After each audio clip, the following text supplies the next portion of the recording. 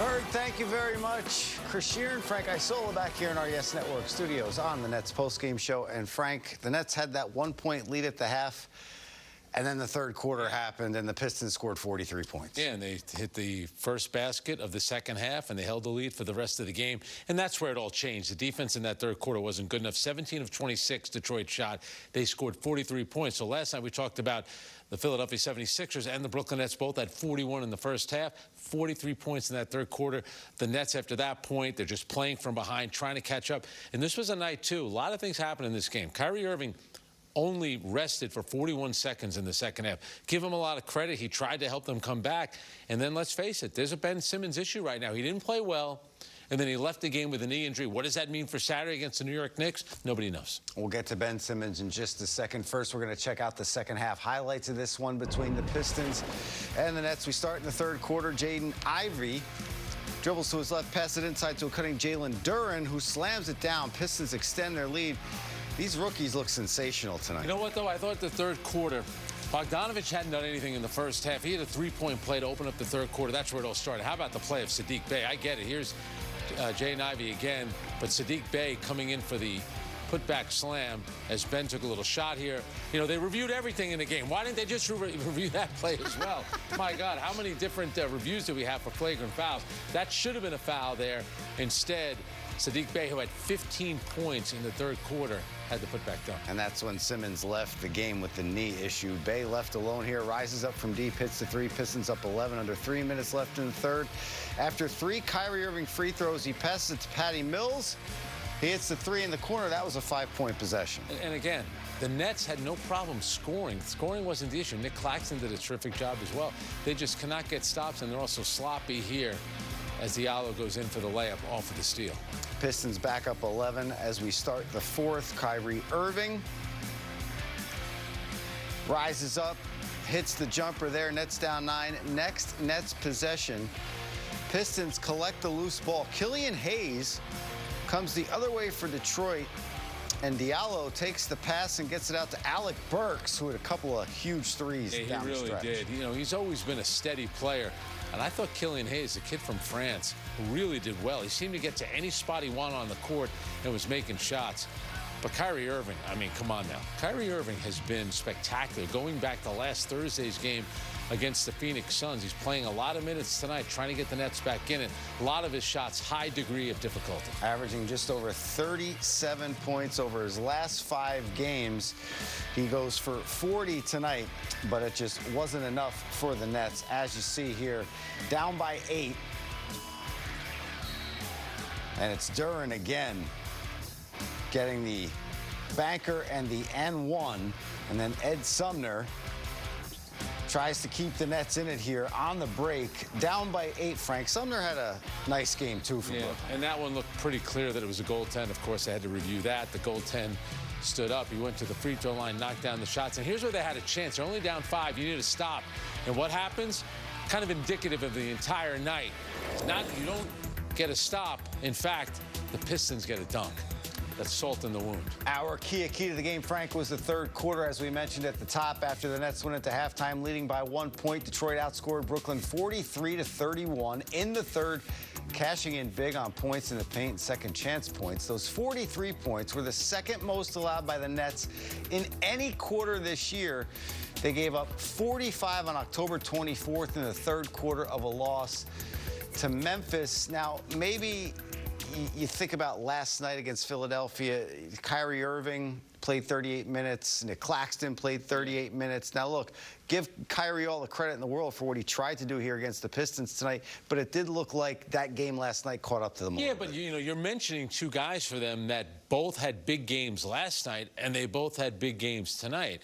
So where else are they getting the scoring from? Where else are they getting defense from? Now, you didn't have Seth Curry, which was big, but a lot of this, and we don't know exactly when Ben Simmons got hurt, but clearly he was healthy enough to play in the first half. He's not giving you anything on the offensive end. He really, when Kevin Durant was out there, I thought he was playing well.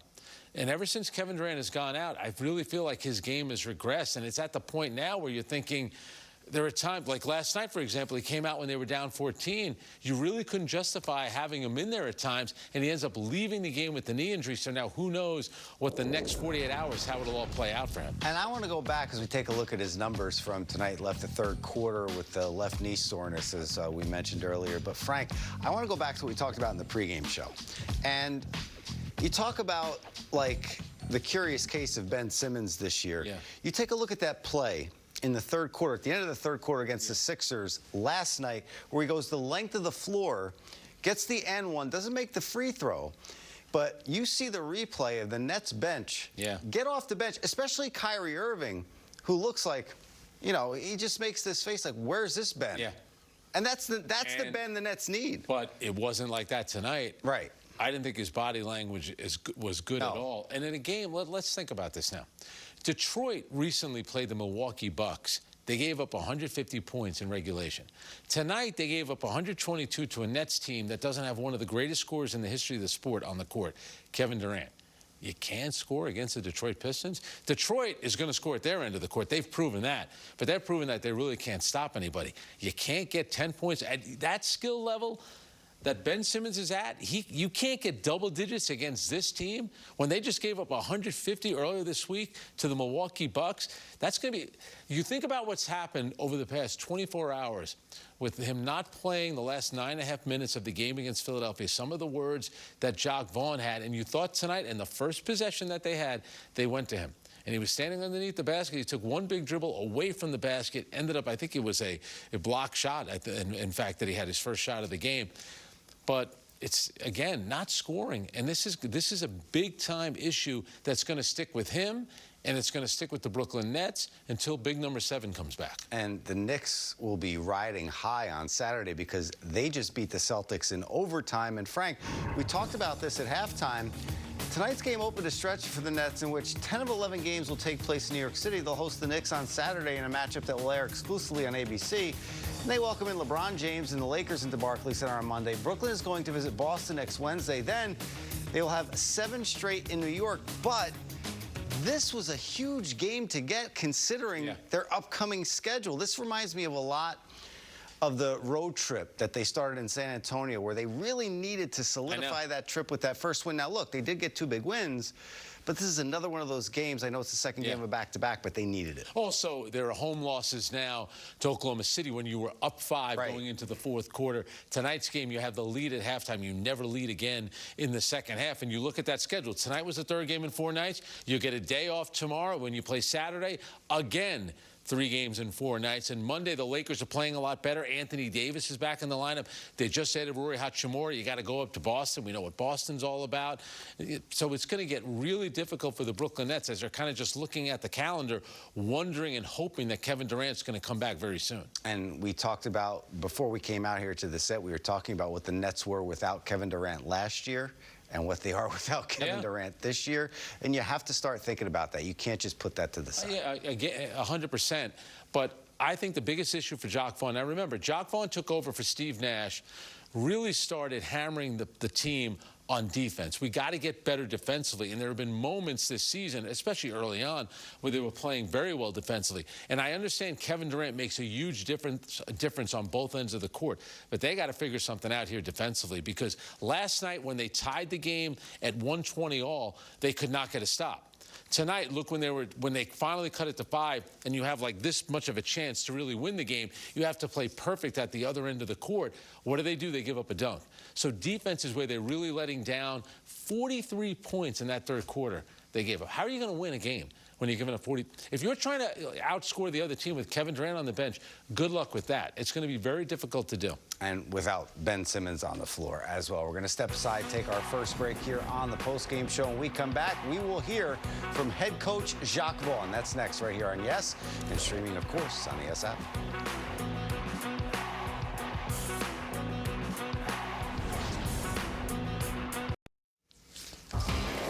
Take a look at the final stats of this one. 60 points in the paint for the Pistons. Nets turn it over 17 times, leading to 12 Detroit points. Moments ago, Jacques Vaughn met the media, and our Megan Triplett teed up the first query. Jock, you mentioned during pregame that this team was going to play aggressive and hit first with their guys. When you look at this one, what were some of the details that led to the Pistons being so successful? Yeah, it was no secret how they play. They drive the basketball. They try to get into your paint, and they try to get to your rim. Try to create turnovers so they can get out in transition and get easy buckets, and the offensive rebounding piece. So games like this, you have to have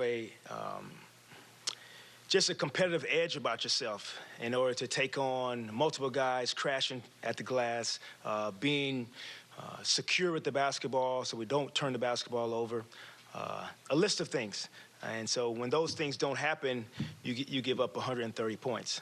Do you look at this one as some of the results being because of the second night of a back-to-back and some guys potentially being kind of tired? You know, I'm not going to allow that to happen, Megan. There's no excuses. You know, we all play the same amount of games throughout the course of the year, and the schedule dictates its own self for each team.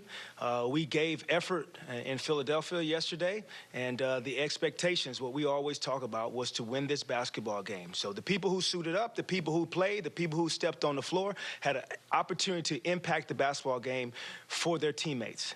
And that's the objective every single time we step on the floor. We were expected to win tonight. That's the goal.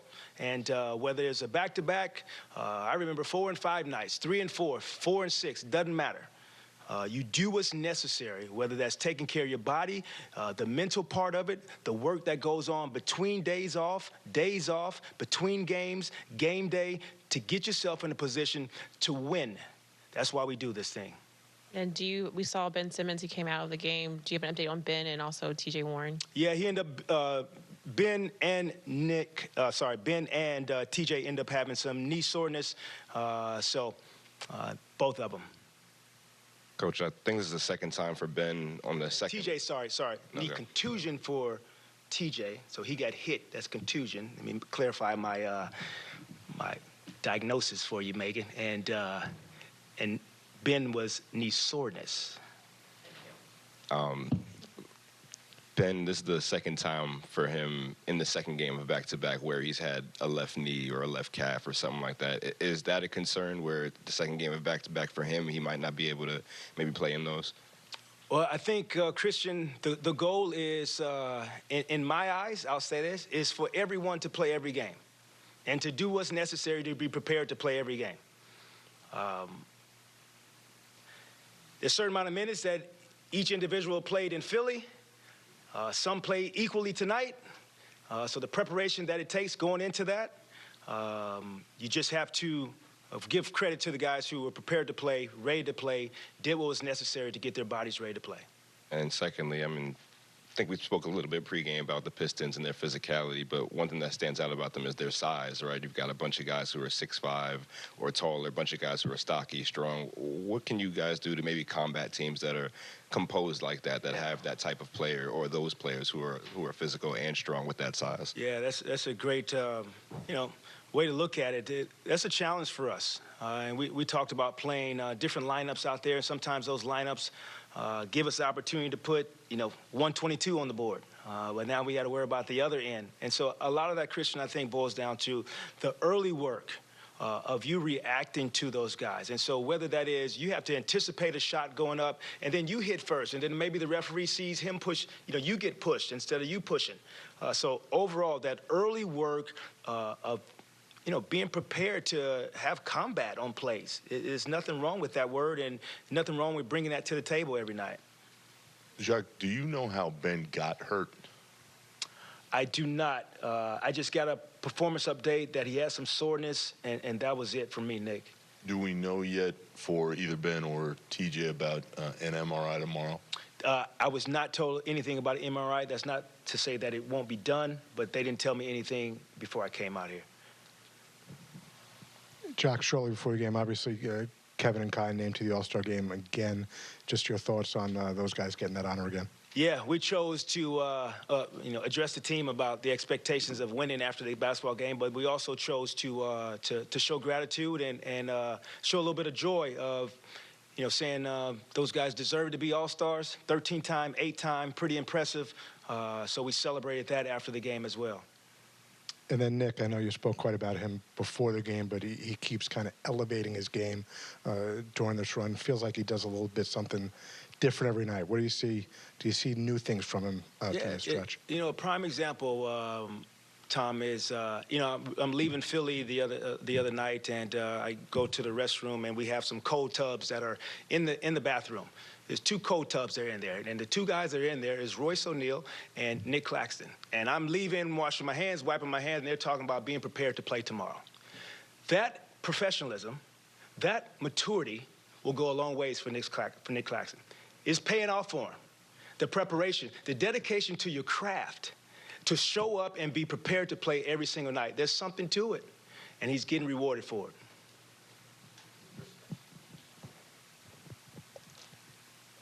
Kind of forgot my question. Oh, Christian, my bad, man. You see, I be wanting to win, Christian. Huh? Now you see why I walk home. I get decompressed as I'm going home, but it's cold today, too. Yeah, so you're very inspiring today, motivating. Question about the defense. I know you've mentioned and talked about it after these last couple of games about defending without fouling. Is there some type of message that you're giving your players, or what have you seen of the challenges that they have been having when it comes to that? Yeah, it's an interesting balance, especially with our team, because we're a team where we don't produce a lot of turnovers, all right? And so sometimes you get in a position where you can gamble and get a turnover. Prime example was end of the shot clock, Edmund Sumner's on the right side of the floor, guy drives to the hole, and Ed reaches in and almost gets the steal, but it's a foul. All right, so now we're in a position of, do you try to go for the steal or not? Do you just position yourself?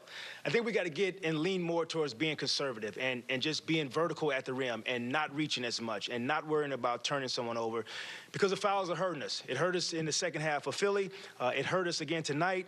And so it's the fouls where, it's 5 minutes to go in the first quarter of Philly the other night, and we foul, and they get 2 free throws because of the bonus. And so the timing of the fouls also are getting to us as well. So I think it overall is playing hard, but playing smart at the same time. Okay, it's back to me now. Came back to you? Yeah, so I think we're past the point of maybe comparing last year's team to this year's team when Kevin is out. But at the same time, 2-6 now with him out. How do you keep the spirits high, even though the losses are piling You right don't now? give us the credit for the Miami win? Two and one fourth? Yeah. I mean, he played. He was in that game. You don't get all right. But how do you keep the spirit of the group high, even though the losses are piling? I think it boils down to a few things. This group has to be competitive, and we're going to count on them to be competitive every single night. My message will not change. I will not budge an inch on giving them an excuse. So I think that's where the consistency is going to come into play. And then there's a few things. You got to do the work. And then the proof and the evidence is we have the ability to be in games and to win games. When we all show up, when we all play, and we dedicate ourselves to getting stops on one end of the floor and sharing the basketball on the other end. The recipe isn't very complicated. And we're going to try not to complicate it, keep it real simple. Be honest with this group. First words out of my mouth was, we were expected to win this game.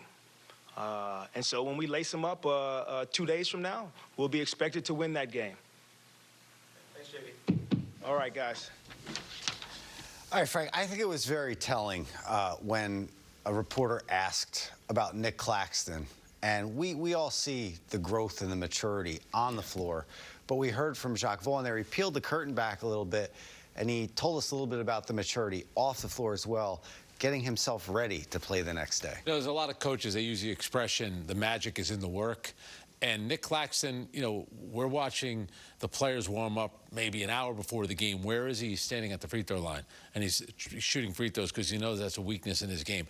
Look at him when he gets around the basket with the ball. Look how confident he is with that left-handed jump hook, even now with his right hand. He's putting the work in. You're wondering if other players are doing that, other players that need to get better. And let's look at a guy who's been an all-star in this league, Ben Simmons. Is he putting in the work to get better? It's 3 years ago today that Kobe Bryant, his daughter, 6 other family and friends, and the helicopter pilot died in that awful crash.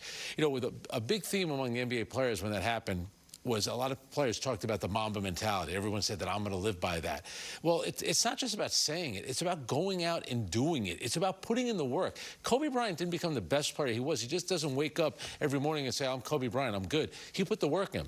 Kevin Durant puts in as much work as any player. I remember talking to Jeff Van Gundy. He was the assistant coach on the U.S. national team for the Olympics that were in Tokyo. He was blown away. Now, this is a guy that's coached great players, including Hall of Famers like Patrick Ewing, Tracy McGrady, Yao Ming, been around, Larry Johnson in New York, been around great players that work hard.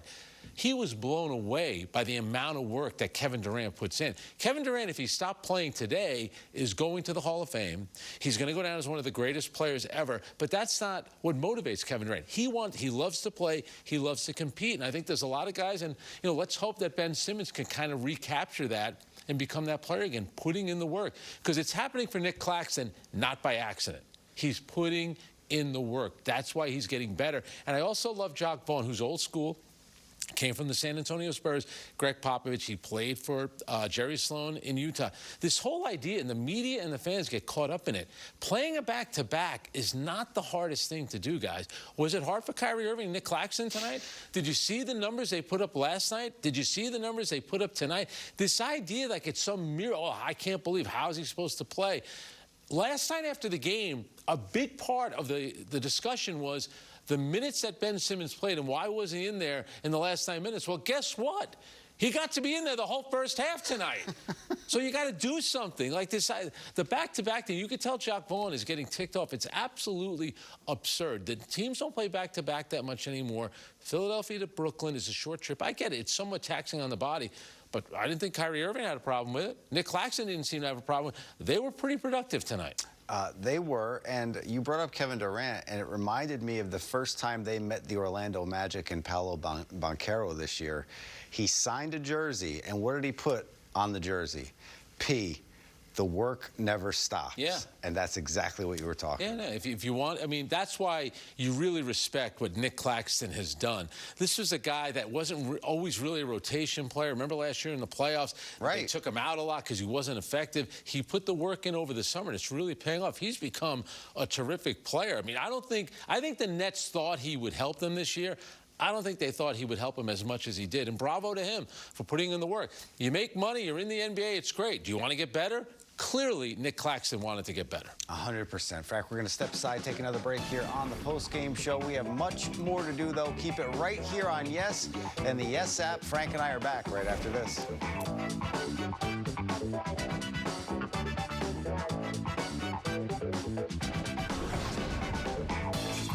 Now with the game summary from the Nets and Pistons, brought to you by Infinity. Frank, as you mentioned, Kyrie Irving, Nick Claxton, back-to-back nights. Kyrie plays 38 minutes. He drops 40 tonight against the Pistons. Nick Claxton, 33 minutes tonight, and he had himself a heck of a game. 11 of 13 after going 11 of 12 last night.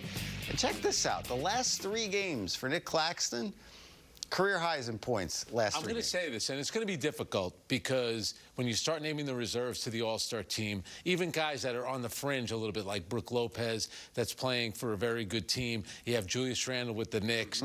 It's not out of the realm of possibility. Why not? Now, things would have to fall in place, maybe an injury here or there. It's not out of the realm of possibility that he could end up on that team. Kyrie was unbelievable tonight. Kyrie's been great, really, the last week. What he did in Utah was unbelievable. What he did in Golden State last night, he had a big game. Tonight, he was terrific. But also Sadiq Bey for Detroit. I thought in that third quarter, they had the 43 points. He had 12 of those 43. Another one of those Villanova guys. Jay Wright does a good job sending. He never has superstars, but he has guys that help you win. And I got to give Villanova a little bit of credit here because a lot of my money went to Villanova over 4 years. So at least I know I'm getting something. They're producing really good NBA players. But are they sending you the money back? No, that's not happening. Okay, that's not happening. Just making sure. I just wanted to make sure. All right, we're going to step aside, take a break. We will have more on Nick Claxton when we come back. The Nets big man is doing some big things this year for Brooklyn. We're back right after this.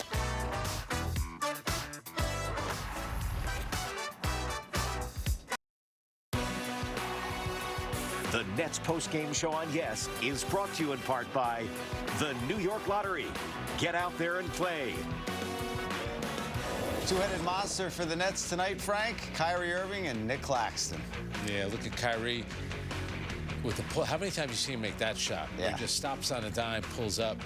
His handle is terrific. I know you like to laugh when I say that. He also spent he took a lot of hits tonight. But here, just look at the control that he has behind his back. Alec Burks is a very good defensive player. Hits that. This one, the corner three over Killian Hayes. Kyrie gave everything he had. And then, you look at Nick Claxton. Again, you know what I like, too, about Nick Claxton? You're not going to see it here in the highlights as Kyrie with the terrific dish. 5 of 7 from the free throw line. So you talk about putting in the work. That's what he was doing. Again, Kyrie, how about that pass? You draw 3 defenders. Nick Claxton doing the smart thing, diving to the basket, getting the layup. And this is where Nick Claxton's really improved his game. A little Euro step there as the Pistons are all complaining. Good look by Joe Harris. Again, just rolling to the hoop, diving to the basket, getting dunks. And this is what both of the guys have done in their last 5 games. Kyrie averaging over 37 points. He scored 12 in the fourth quarter, upping his average, NBA leading average in the fourth quarter to 9.3 points. But I want to go back to Claxton here for a second, Frank, and that, his growth this season has been astronomical, and you just see it every night. Yeah. When he gets on the floor and what he does, what he's able to do, and he seems to realize, there's a sense of urgency because number 7 isn't on the court. Exactly. How about tonight? Nick Claxton and Kyrie Irving had 25 of the Nets' 43 field goals. That's pretty good. I thought last night was very interesting, and you talk about maturity. When Joel Embiid said to Nick Claxton, what did you say? Repeat that. And he repeated it. Yeah. And when Embiid walked toward him, I thought it was interesting that Nick Claxton was actually pretty calm. He didn't get excited, certainly didn't back away.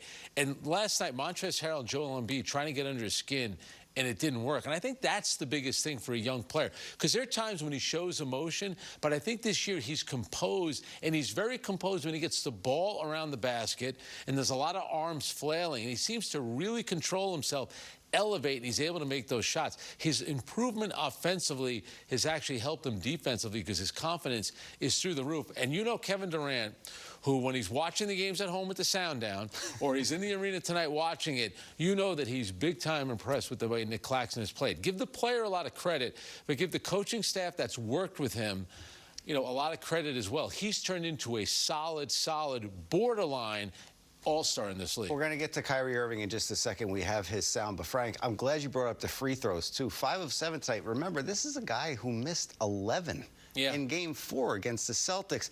And he has the wherewithal to go out there before every night. You heard Jacques Vaughn a couple nights ago, too, say he's working on his free throws in practice. So when they beat Golden State the other night, and they were going to the hack-a-clack, and he said, the first thing he said to Megan, and I think he was 6 of 13 from the free throw line that night, didn't run from it, didn't try to ignore it or pretend, please don't ask me about my free throw shooting. He brought it up. He said, if I had made my free throws, I would have had 30 points. And here he is, putting in the work from the free throw line. What right now is one of the weak points of his game?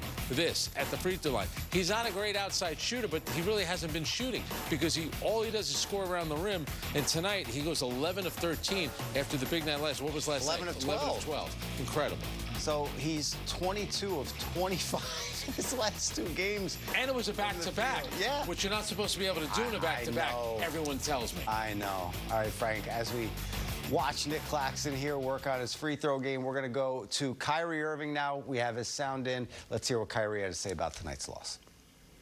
Kyrie, these last couple of games with you guys struggling defensively, obviously, Kevin is one of the best, scorers of all time, but he also does a lot for you guys defensively. Do you feel the impact that he's had on that end this season is, somewhat overlooked?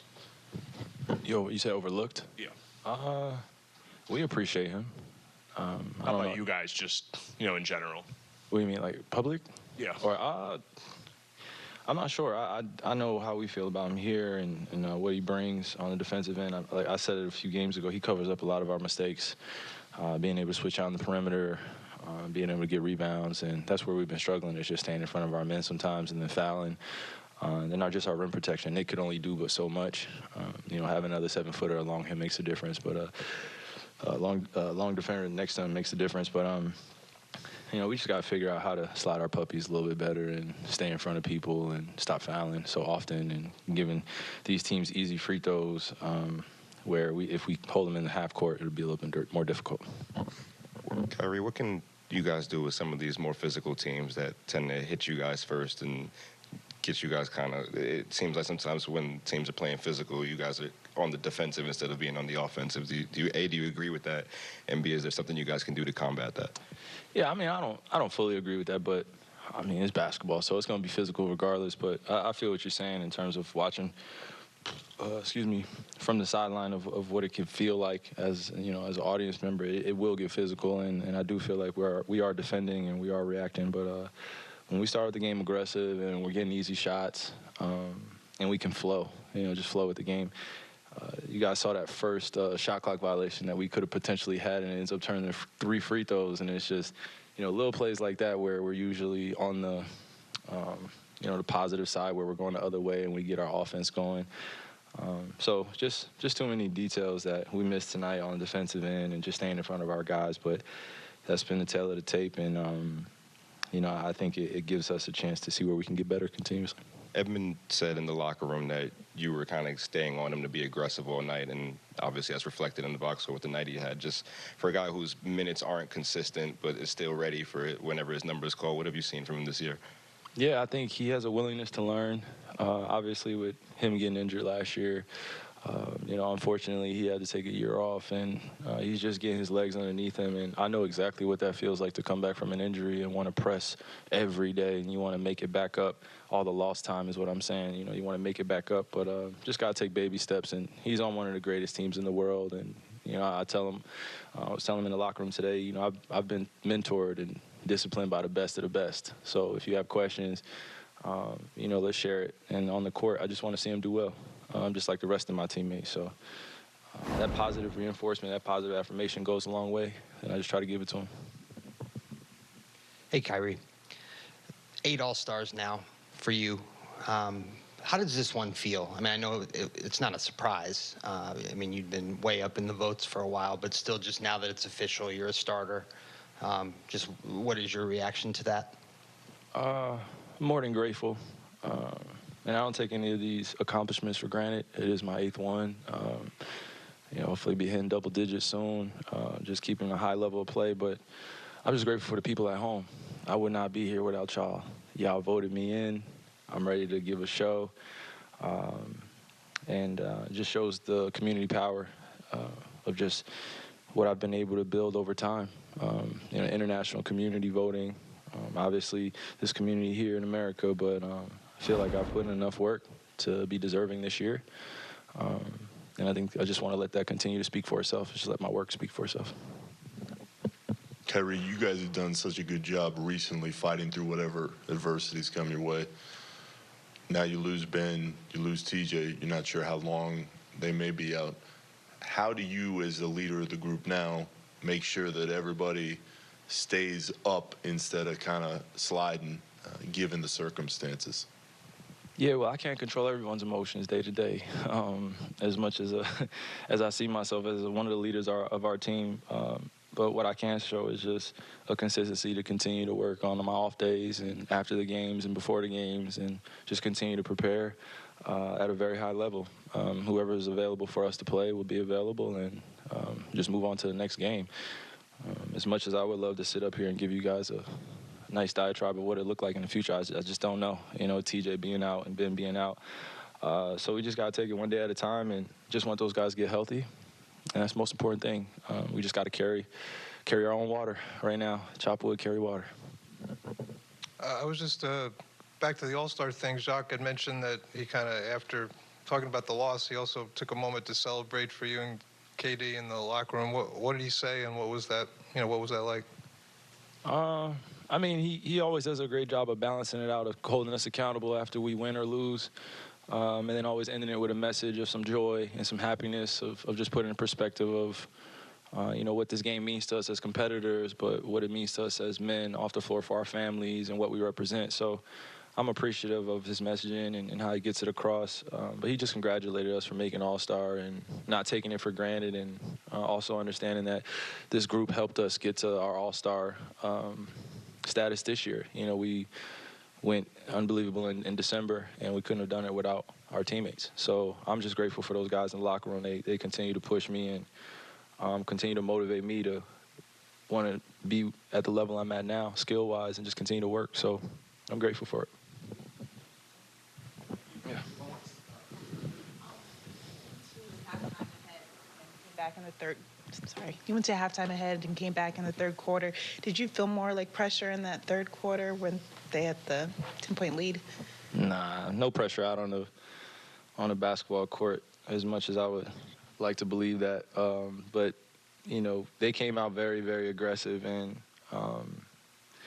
you know, when you're going against teams in this league that have a what do they say?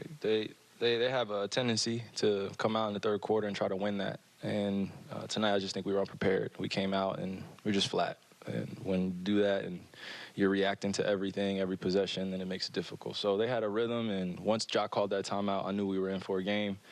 Sadiq Bey, I don't know how much he had in that third quarter, but he played extremely well. He's gotten extremely better.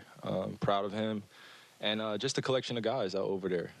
You know, that Detroit team, as much as their record shows for it, I just know they're going to come and compete and be physical. So we just caught flat-footed in the third quarter, and that led to the rhythm in the fourth. So we got to be better moving forward, and we will, no matter who's in the lineup.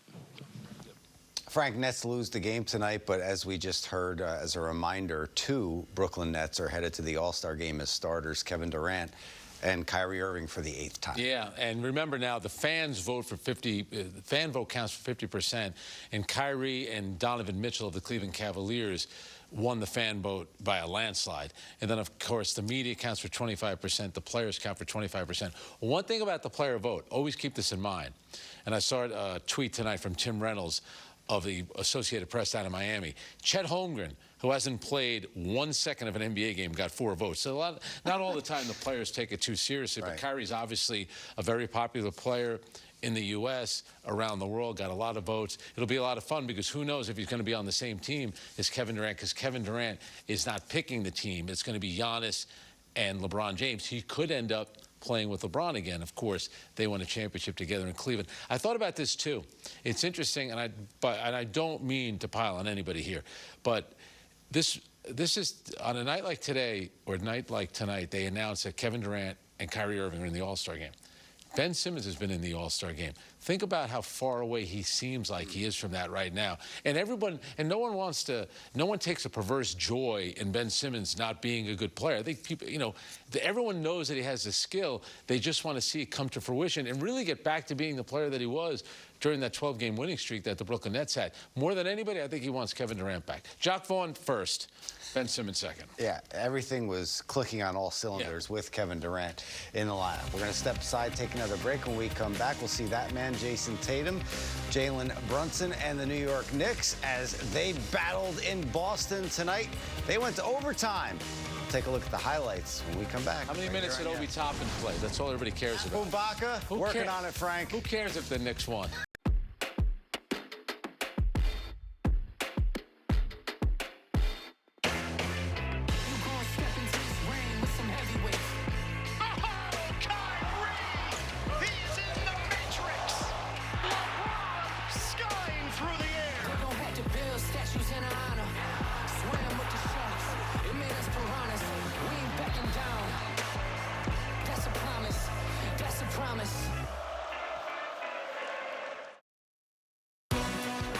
The Nets postgame show on Yes is brought to you in part by your local Honda dealers.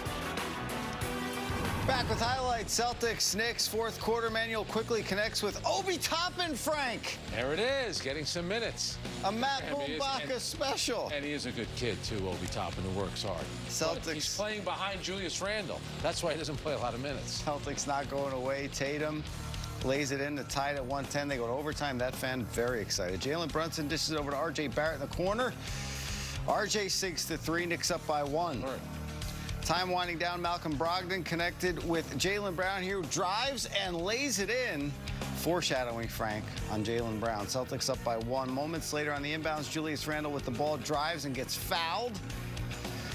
He heads to the line, and he will make both. Knicks with a 1-point lead. There it is, 118-117. Seconds left. Here's Brown. Gets the pass from Brogdon. He's fouled. 78.7% shooter. Misses the first. All you need is to make one to tie it up. He misses both. And R.J. Barrett with the big board. Julius Randle, why is he smiling? He scored 37 points.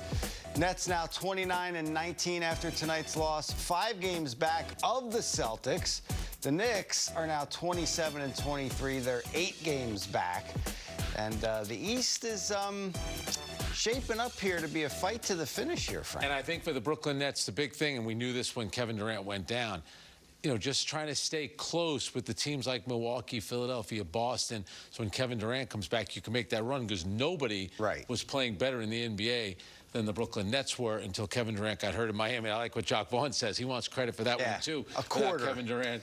Well, he didn't play the fourth quarter, and they had a big comeback. That was a good win. Yeah, it was. And it would have been a great win for the Nets tonight if they were able to come back. Remember, their first meeting with the Pistons, they were down by 19, their biggest comeback win of the season. They just couldn't do it tonight, down by as many as 14. But Ed Sumner came off the bench, Frank. Your key to the game in the pregame show was bench play, and Ed Sumner came to play tonight. Yeah, so Seth Curry, 32 points against Philadelphia, did not play tonight. We were wondering where you're going to get the scoring from.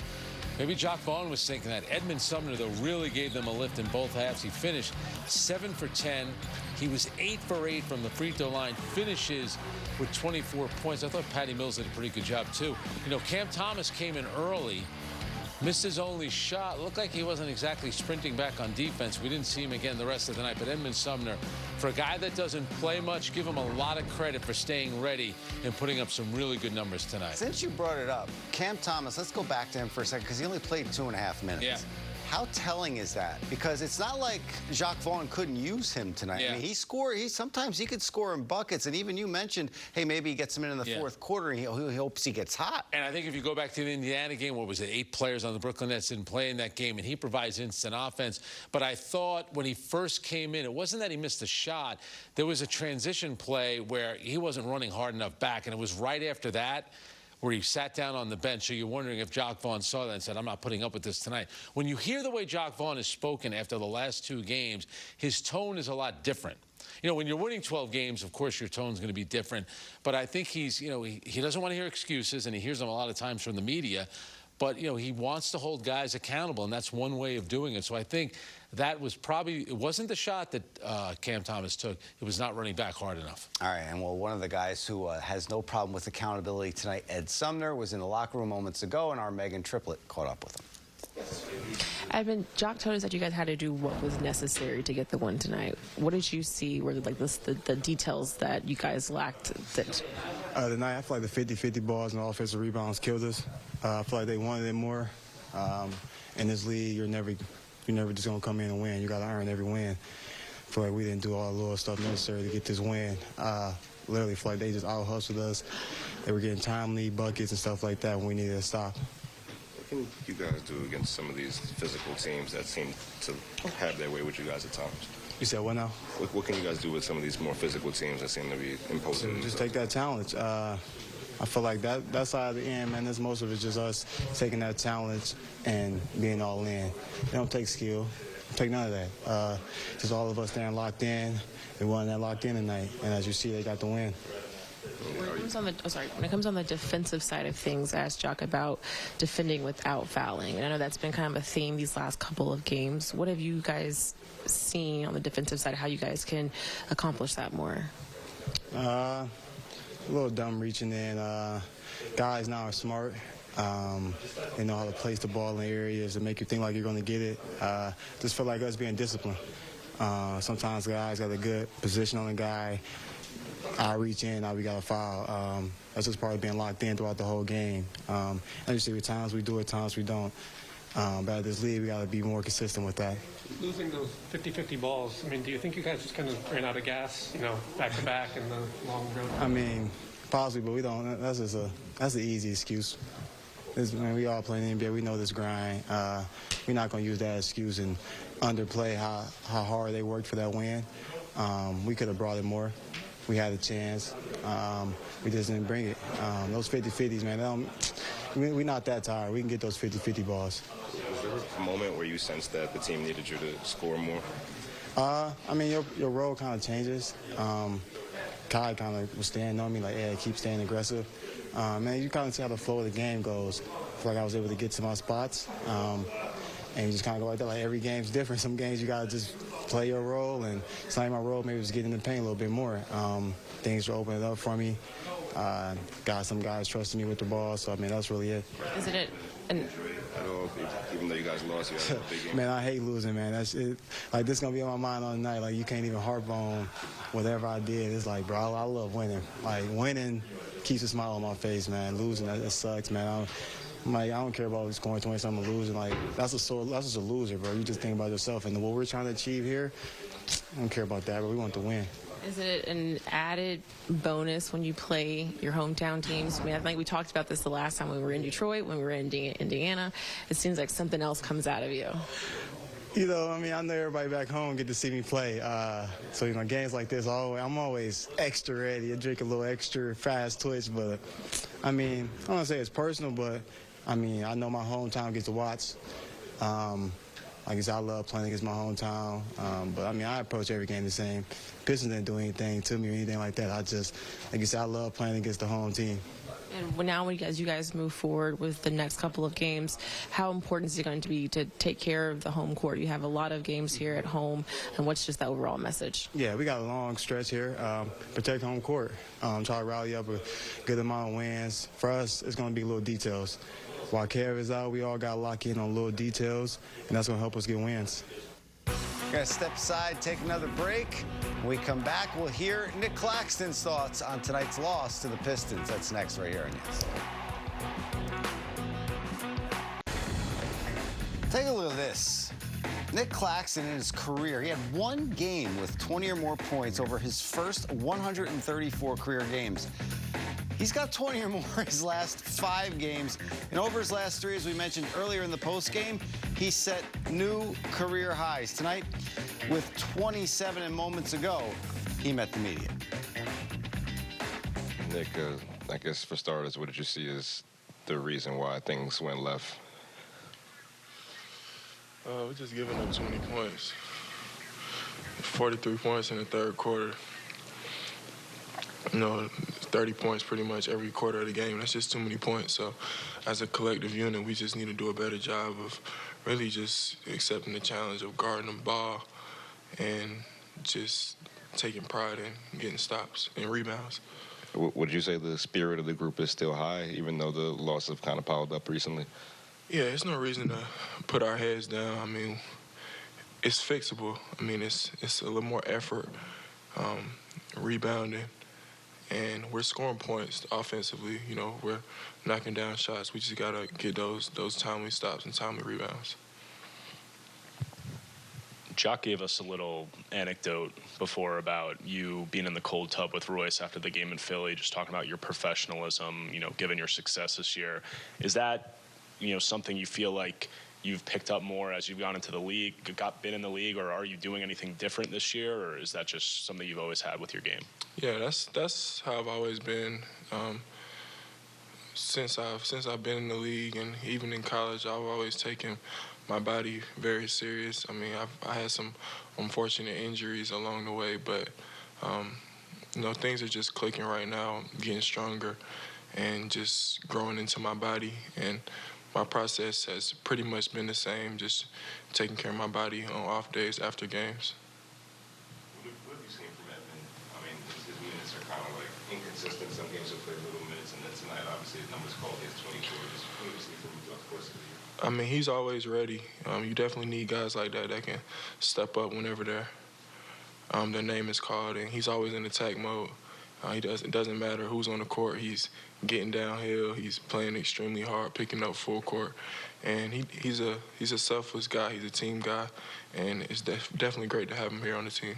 When a guy like him is just constantly putting pressure on the rim, does that open up I guess maybe like rebounding opportunities for you on the offensive glass. Just like, what does that do for you? Yeah, rebounding, and he'll also get in there, drive, and kick it to me. So it's definitely we have a pretty good, thing going. He drives in, and a lot of times he'll draw in the big, and I'm there ready to finish. And like you said, I'm also ready to get the offensive rebound if he's to miss it. Nick, I've noticed that the team can struggle on the defensive glass when you're switched out onto the perimeter. Do you ever feel kind of caught in between your responsibility to go get a block and be on the glass? Yeah, and definitely. Sometimes when I get switched out, I always have to make sure I'm coming back to help us rebound because, that can be a weak spot for us. And I have to have a good judgment. Sometimes I need to leave some of those shots that guys are taking and just play the numbers game and stay there for the rebound instead of going for the block and getting out of position, giving up an offensive rebound. Something I've gotten better at, but I got to continue to work on it. Nick, Jock was talking before the game about utilizing the time at home. You've spent a lot of time on the road recently. How important is that, especially with sort of the stretch you guys are in and everything that's going on without KD on the court and also with the Knicks coming in here in the next game on Saturday? Yeah, that'll be a fun game, but yeah, it's good to have a homestand. We've been on the road. We've had a tough road stretch. We got a couple of wins, and we have a lot of things that we can take from that last trip, and even tonight, just positives. You can't, even though we lost, we gotta look at the bright side and look at the film and get better. And it's good to be with our fans for these next few games. Do you pay attention to 2K ratings? Yeah, I saw him at 85. Yeah, I feel like that's like a big number for 2K when you get over that 85 one. What does that mean to you? I mean, it's about right. I grew up playing a lot of 2K, so 85, I get it up to around 87, 88 by the end of the year, but 85 it's respectable. It's respectable. Nick, along those lines, I mean, you're driving, you're finishing hooks, you're doing things that we haven't seen a lot from you in the past. Have you been waiting for this opportunity to show that you can do more for this team? I mean, have I been waiting? I mean, it's opportunity, just confidence. I don't want to say I've been waiting because, I mean, I can do this with the same stuff with Katie on the court, just picking my spots, being assertive, being aggressive. I mean, I'm in a good flow right now, and I'm just being aggressive, having fun. And it's unfortunate we lost, but my individual success, I gotta keep growing every single game, doing what I'm doing. Just going off what you were talking about before about being kind of caught in between switch and rebound and having to make some decisions, play the numbers game. Do you think you being caught in those situations says something about how important Kevin is with what you guys do defensively? Kevin, Ben, I mean, with him going out, unfortunately, today with an injury, it's tough. And when we losing our size. And, yeah, we definitely miss him out there on the court on the defensive side of the ball, big time. And another guy with, another footer with length and helps with rebounding and protecting the rim. But we have our group. Whoever's out there on the court, that's who we got to roll with, and we got to figure it out. Yeah. Well, Claxton, Frank said it'll be a fun one on Saturday against the Knicks. It always is. The Knicks are going to be looking for a little payback for that woodshed beating the Nets gave them early in November, but it should be a fun one on Saturday. Yeah, I don't know the 2K ratings of anybody on the Knicks or the Brooklyn Nets, but that game's going to be competitive. There's a rivalry there. Knick fans will try to invade Barclays Center. Tom Thibodeau will have that team ready to play. Jock Vaughn will have his group ready to play. Big question now for the Brooklyn Nets. Do you get Ben Simmons on Saturday, and do you get T.J. Warren as well? And we'll see what kind of condition Nick Claxton and Kyrie Irving are in because they've been playing a lot, putting up big numbers. You mentioned before about Nick Claxton, his last 5 games. Yeah. And I know I'm going to get myself in trouble for this. Do you realize that 2 of those games were second night of a back-to-back? How does he do it? I don't know. How is he able to do it? It's like his legs. Why are we making excuses for Kyrie Irving and Nick Claxton? They're going out there giving everything they have. Second night of a back-to-back. It can be done. Kyrie Irving and Nick Claxton proved it. Everyone needs to follow suit. I'm not just talking about net players. I'm talking about all over the league. Not hard. 2K, maybe we'll make you the analyst, and we'll see what your rating is. 2K. Hopefully that'll be my salary one day. 2K. That's what I'm worried about. When I hear 2K, that's what I think of. Money. The music is playing us out, Frank. That's all for the post-game show once again. It's like the Oscars. The final score from Brooklyn, Pistons 130, Nets 122. Remember, next game for the Nets will be carried exclusively on ABC Saturday at 5:30 when they host the Knicks. Yes, and the Yes app will have coverage of Monday's matchup against LeBron James and the Lakers.